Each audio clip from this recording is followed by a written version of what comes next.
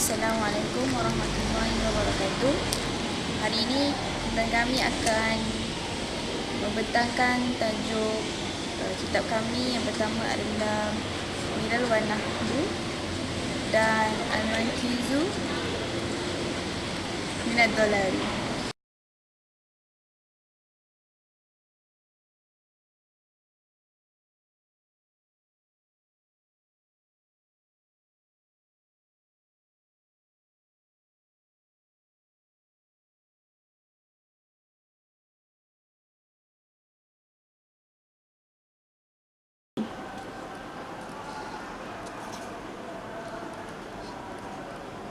Imam Al-Shahratani.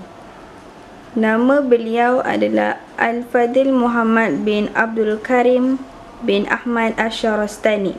Beliau dilahirkan di desa Al-Shahrastan pada tahun 479 Hijrah. Seorang ulama dalam mazhab Syafi'i dan ulama terbesar dari kaum Ahlus Sunnah wal Jamaah. Beliau juga bijak dalam bidang ilmu fiqh, mengajar ilmu usul.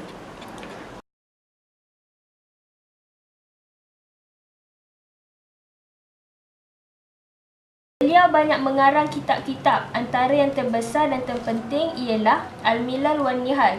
Al-Milal wan Nihal merupakan sebuah kitab yang menerangkan perbandingan-perbandingan yang berbeza-beza dalam kalangan Islam, seumpama fahaman Syiah, Mu'tazilah, Khawarij dan Ahlus Sunnah wal Jamaah. Kitab-kitab ini juga menerangkan tentang fahaman yang berbeza tentang kepercayaan dalam Kristian, Yahudi dan Buddha. Yang kedua, beliau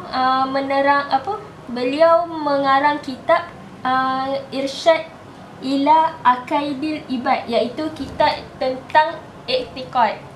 Yang ketiga, Syubahat Aristoteles dan Ibn Sina. Dan yang terakhir, Nihyatul Aqdam fi Ilmil Kalam, menerangkan tentang tauhid.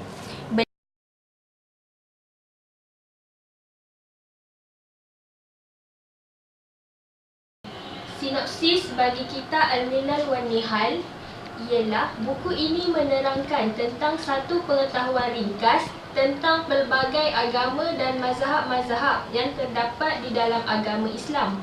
Ianya disebut dalam perbezaan dari segi pandangan dan falsafah, antaranya seperti Yahudi, Kristian dan para bijaksana.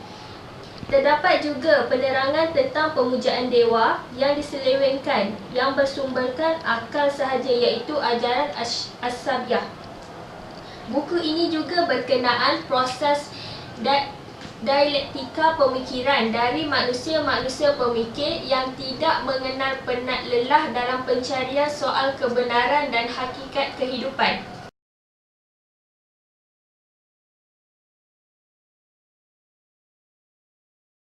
Bismillahirrahmanirrahim. Hari ini saya akan membentangkan tentang biodata Imam Al-Ghazali. Imam Al-Ghazali. Nama penuh beliau ialah Muhammad bin Muhammad bin Muhammad bin Ahmad Al-Ghazali. Beliau dilahirkan pada tahun 450 Hijrah bersamaan 1058 Masihi di Bandar Tusia. Ilmu pengetahuan yang dipelajari ialah ilmu fiqh. Beliau suka mengembara.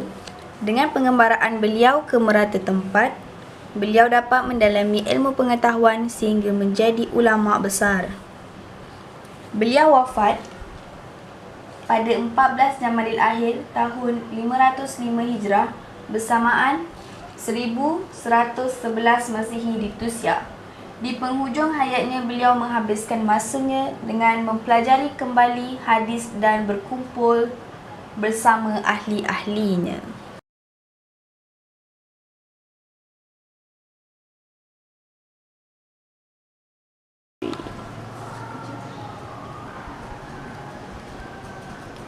Sinopsis cerita ini menceritakan tentang aliran dan ajaran untuk membuktikan mana yang benar. Imam Al-Ghazali belajar falsafah tanpa bantuan guru. Kaum yang mendalami falsafah mempunyai 3 golongan, iaitu kaum Dahriniyah, kaum Tabi'iyun dan kaum Al-Ilahiyah.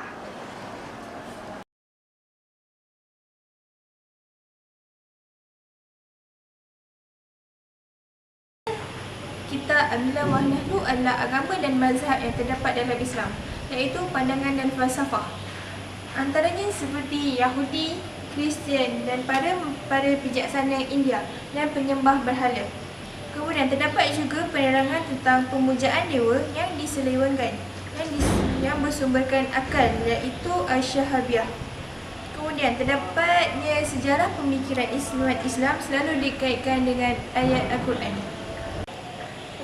Menurut Asy-Syahrastani, beliau menjelaskan bahawa buku ini mendasarkan mengapa terdapatnya pelbagai jenis kelompok manusia dan berideologi dan beragama. Kedua, faktor pendorong kepada kemunculnya pelbagai kelompok pemikiran dalam Islam. Yang ketiga, subhat dalam memahami agama. Yang keempat adalah muncul dalam perbezaan pemikiran punca, sumber aliran, fakta dan kesannya.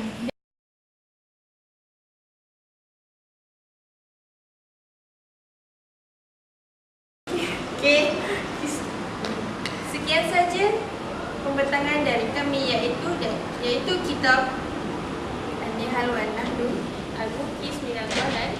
Sekian, wabillahi taufiq wal hidayah. Wassalamualaikum warahmatullahi wabarakatuh. Baik Ustaz. Dah.